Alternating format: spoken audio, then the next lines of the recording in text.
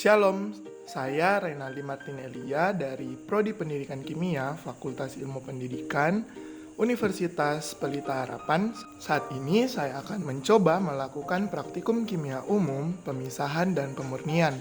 Dalam hal ini, kristalisasi. Adapun tujuan percobaan kali ini yaitu praktikan dapat memisahkan kristal garam pada larutan air laut dengan metode kristalisasi. Pasti teman-teman bertanya, apa sih kristalisasi itu? Kristalisasi merupakan teknik pemisahan kimia antara bahan padat cair di mana akan terjadi juga perpindahan massa dari suatu zat terlarut atau solut dari cairan larutan ke fase kristal padat.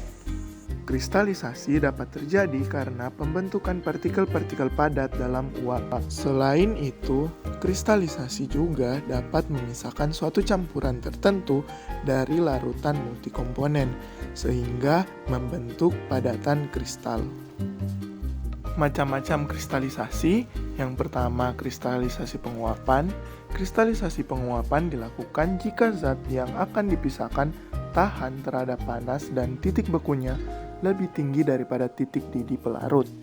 Yang kedua, kristalisasi pendinginan. Kristalisasi ini dilakukan dengan cara mendinginkan larutan pada saat suhu larutan turun. Komponen zat yang memiliki titik beku tinggi akan membeku terlebih dahulu, sementara zat lain masih larut sehingga keduanya dapat dipisahkan dengan cara penyaringan. Pada percobaan kali ini, saya akan mempraktikkan kristalisasi penguapan. Contohnya, air laut menjadi garam. Air laut menjadi garam merupakan salah satu teknik pemisahan campuran yang dapat dilakukan melalui sinar matahari atau pembakaran, dan perubahan yang terjadi merupakan perubahan fisika, di mana air laut menguap menjadi uap air, yang tentunya hal ini tidak membentuk zat baru. Ketika proses penguapan, garam tidak ikut menguap. Air laut yang dibiarkan terkena sinar matahari secara langsung atau melalui pembakaran mengalami proses penguapan, sehingga saat terjadi penguapan jumlah air akan berkurang dan mengering. Bersamaan dengan itu, kristal garam terbentuk, sehingga inilah yang disebut dengan kristalisasi. Untuk lebih lanjut, saat ini kita akan melakukan praktikum sederhana yang dapat dilakukan di rumah terkait kristalisasi penguapan, seperti yang sudah kita bahas tadi. Namun, kita harus mempersiapkan alat dan bahannya terlebih dahulu. Alat dan bahan yang pertama yaitu wadah aluminium, yang kedua pengaduk atau sendok, yang ketiga kompor buatan, yang keempat, timbangan. Yang kelima, plastik cetik. Yang keenam, korek api. Dan yang terakhir, air laut sebanyak 300 ml. Setelah kita mempersiapkan alat dan bahan, tentunya kita harus memperhatikan keselamatan kerja kita saat melakukan percobaan.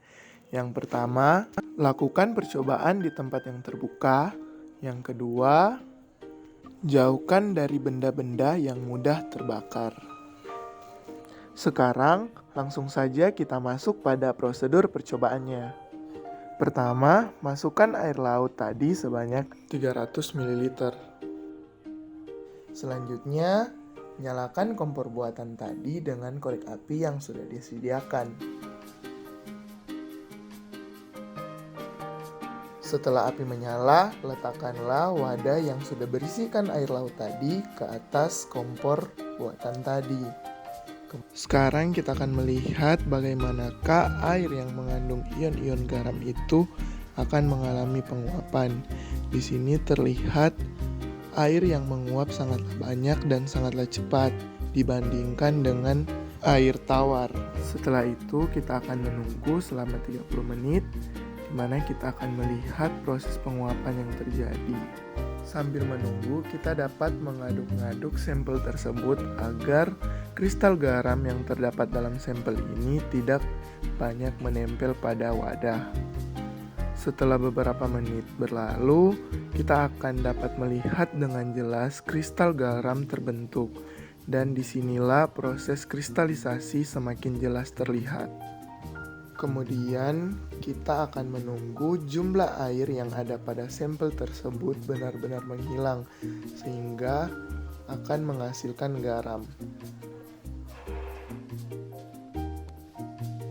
Dan hasil percobaannya, kristal garam yang kita dapatkan terlihat berwarna abu-abu dan bentuknya pun yang awalnya cair sekarang menjadi padatan, yaitu kristal.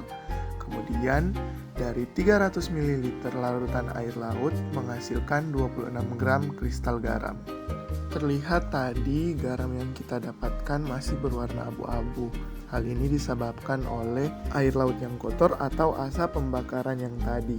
Sehingga garam yang kita hasilkan tidak bisa dipakai sebagai garam dapur karena harus melewati proses pemurnian sebelumnya, seperti difiltrasi terlebih dahulu, kemudian kita uapkan airnya sehingga kita mendapatkan larutan garam yang murni.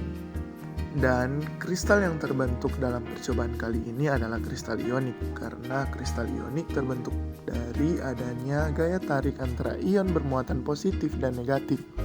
Pada percobaan ini, ion Na dan ion Cl dalam garam saling tarik-menarik.